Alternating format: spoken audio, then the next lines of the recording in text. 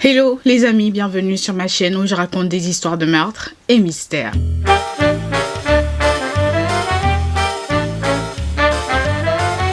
Pour les nouveaux, bienvenue, je m'appelle Osnel et je suis là tous les mercredis et les samedis pour vous raconter les histoires les plus sordides, les histoires les plus what the fuck qui existent dans ce monde. Alors, si tu passes par là et que mon contenu te plaît, n'hésite pas à t'abonner, à activer la cloche de notification et surtout à venir me suivre sur Instagram. Et pour les anciens, well, y'all know, yeah, my babies, thank you, merci de faire partir de l'aventure meurtre et mystère. Alors, petit disclaimer avant de commencer, je tiens à vous rappeler que ce contenu s'adresse à un public averti, ce contenu est déconseillé au moins de 12 ans. Alors aujourd'hui, nous allons parler de l'affaire Gannon Stauch et des nouveaux trucs qui sont sortis au cours du procès. Il y a plein de nouveaux trucs qui sont sortis au cours du procès. J'en ai appris plein cette semaine. Franchement, j'ai la tête comme ça, tellement j'ai des infos à vous balancer.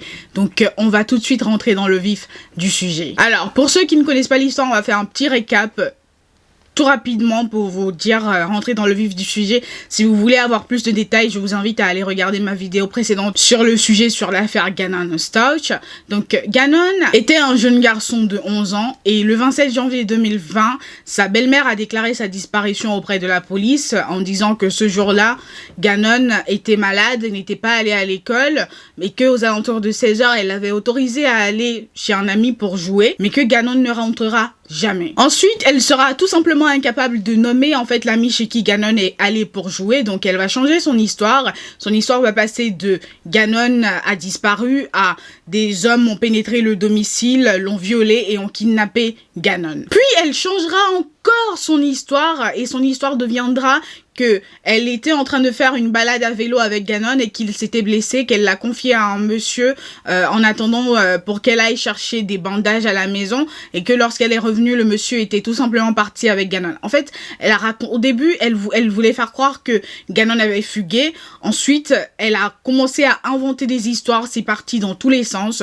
Donc voilà à peu près le début de l'histoire. Donc toute l'affaire va durer environ un mois en quelque sorte et pendant ce mois-là, la police va faire une perquisition au domicile du coup où Gannon vivait avec sa belle-mère et son père et ils vont noter qu'il y a eu un crime violent dans la chambre de Gannon, mais voilà, c'est tout ce qu'ils vont noter.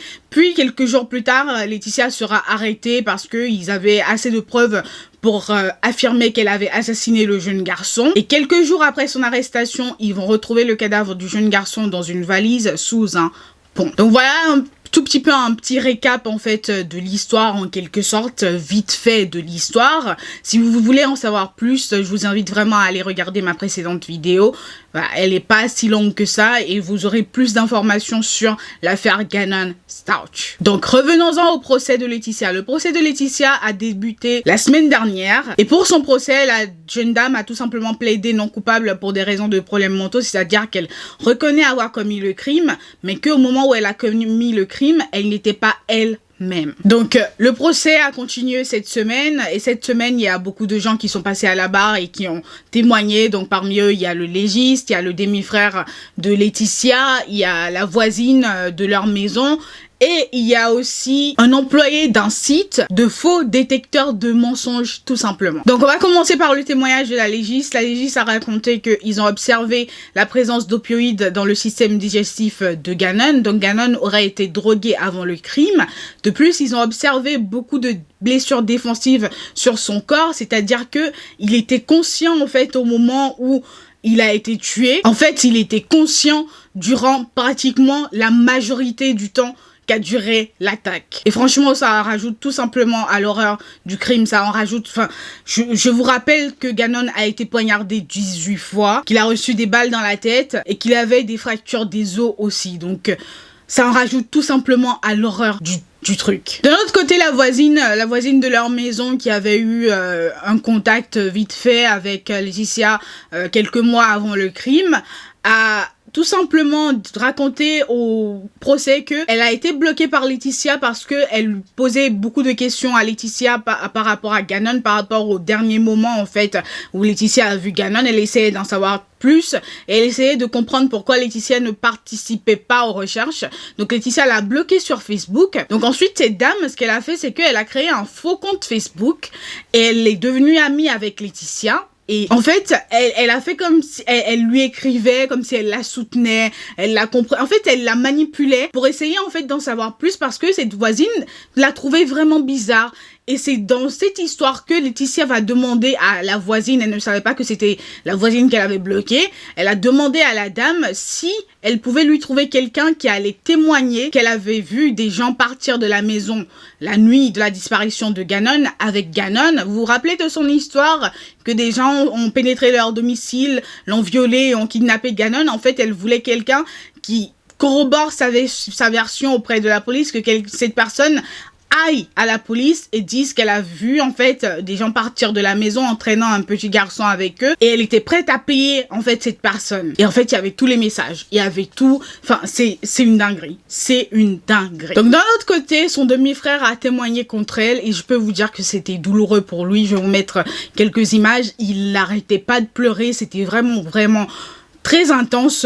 Ils ont fallu, ils ont dû arrêter en fait, ils ont dû faire des pauses à chaque fois en fait pour lui permettre en fait de reprendre ses esprits tellement il était pas bien quoi, il était vraiment pas bien. Donc il va témoigner contre elle et vous vous rappelez du coup au moment où Gannon a disparu et que tout le monde cherchait Gannon, la mère de Gannon en fait qui n'habitait pas dans l'état, elle est venue loger en fait dans le au domicile de Laetitia et du père de Gannon pour chercher son fils. Logique. Bah en fait Laetitia n'était pas contente.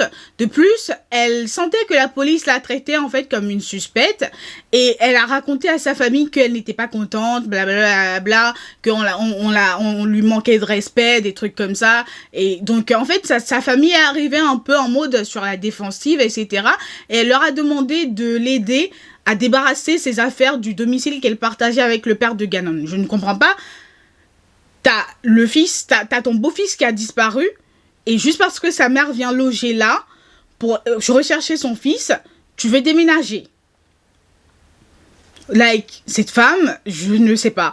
Donc, au moment où ils étaient en train de l'aider à faire son pseudo-déménagement, son frère l'a vu en fait avec une valise verte, sombre. Et la valise, elle était super lourde pour elle. Et elle était en train de lutter en fait. Et étant un homme, il lui a proposé tout simplement de l'aider à monter la valise dans la voiture. Et en fait, sa manière de réagir, c'était non, enfin...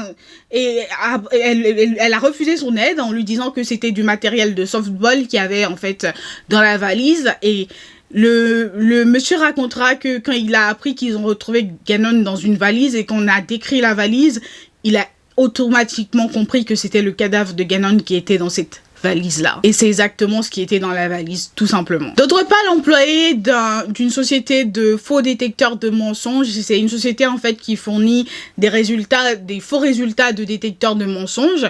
L'un de leurs employés a témoigné parce qu'il a eu Laetitia au téléphone. Et à cette époque-là, Laetitia ne savait pas que son téléphone était sous écoute par la police. Donc l'enregistrement a été passé durant le procès. Et c'est là qu'on découvre en fait que pendant que tout le monde recherchait Gannon, elle recherchait en fait ce moyen-là à fournir des résultats de faux détecteurs de mensonges à la police pour que on ne la soupçonne plus. Genre ils vont pas vérifier, ils vont pas constater que c'est faux. Et en fait, la société a retenu les résultats en fait parce que les questions qu'elle posait c'était tellement bizarre, c'était est-ce que tu as tué Gannon? Et ensuite elle a mélangé ça avec des questions de est-ce que tu as trompé ton mari? Et le monsieur essayait de comprendre en fait pourquoi leur hiérarchie retenait en fait les résultats. Et il lui a posé des questions par rapport au test et elle a juste répondu que c'était parce qu'elle avait trompé son mari et que elle voulait lui fournir en fait pour que leur mariage refonctionne et qu'il la croit, qu'il pense qu'elle ne l'a pas tout simplement trompé. Donc voilà un petit récap en fait de tout ce qu'il y a eu cette semaine dans le procès. Franchement, je sais pas quoi dire. Cette femme, même ma mère le dit, hein, si on ne la déclare pas coupable, ma mère, elle m'a dit un truc qui m'a beaucoup fait rire. Elle m'a dit, si c'était en France ici, je me ferais du souci. Mais aux États-Unis, je sais qu'ils vont bien s'occuper de sa peine de prison. Parce qu'en France ici, elle risque quoi? Elle va risquer quoi? 25 ans? 30 ans? Et avec des remises de peine, elle va sortir. Sauf qu'aux États-Unis, ça rigole pas. Donc ma mère elle a raison. J'espère qu'ils vont bien s'occuper de lui mettre une bonne peine pour qu'elle ne ressorte plus jamais de prison. Parce que le fait qu'elle plaide pour coupable pour raison de problèmes mentaux, qu'elle était plus elle-même au moment du crime, ok, supposons qu'elle n'était plus elle-même au moment du crime. Mais tout ce qu'elle a fait après le crime pour couvrir ses fesses, c'est une dinguerie. Mais c'est une dinguerie. On en apprend. Mais franchement, quand moi j'ai appris qu'on l'a arrêté, qu'ils avaient assez d'éléments aujourd'hui pour l'arrêter et dire que elle a tué Ganon, je me disais mais qu'est-ce qu'ils avaient comme éléments? Et au vu de ce qu'ils ont sorti cette semaine, j'ai hâte en fait d'être à la semaine prochaine et de voir ce qu'ils vont nous sortir. Parce qu'ils doivent avoir des trucs sur elle. Et franchement, ils doivent, je sais pas pour elle, mais là, si j'étais elle, c'est bon, je commencerais déjà à faire mes dernières prières. Hein. Mais vraiment. En tout cas, personnellement, je n'ai pas de doute sur le fait qu'elle sera déclarée coupable. En tout cas, j'espère. J'espère, mais je n'ai pas de doute sur le fait qu'elle sera déclarée coupable du meurtre de Ganon. Ça, franchement, s'il la déclare pas coupable, je comprendrai pas. Je comprendrai pas du tout, parce que au vu des preuves qu'ils ont là, n'hésitez pas à me dire ce que vous en pensez en commentaire, parce que ouais, je veux savoir si on est sur la même longueur d'onde, si on a le même feeling en fait par rapport aux preuves qui sont en train d'être sorties là. Va falloir que sa défense ils nous sortent je sais pas quoi, mais même la défense, je pense qu'ils savent que, mais ils font genre c'est bon, on va la défendre parce que on doit la défendre, parce que là on n'est qu'à la 2e semaine, hein, et les procès, généralement, ça dure 1 mois, voire 1 mois et demi. Donc, je sais pas. Franchement, je sais pas ce qu'ils vont nous sortir la semaine prochaine, mais n'hésitez pas à me dire ce que vous pensez, si on a le feeling il est mutuel ou pas par rapport à cette affaire, sur ce dossier, enfin si par rapport au fait qu'on va la déclarer coupable ou pas, par rapport à sa culpabilité surtout, si vous pensez qu'elle est coupable d'un crime odieux ou pas, si elle a juste assassiné le garçon par pure méchanceté, ou si elle a vraiment snap comme elle le dit, hein. N'hésitez pas à me dire ce que vous en pensez en commentaire, et on se retrouve la semaine prochaine pour un nouveau update sur l'affaire Ganon Stosh. En attendant, je vous souhaite une bonne journée, portez-vous bien et faites de bons choix. Bye guys. Mouah.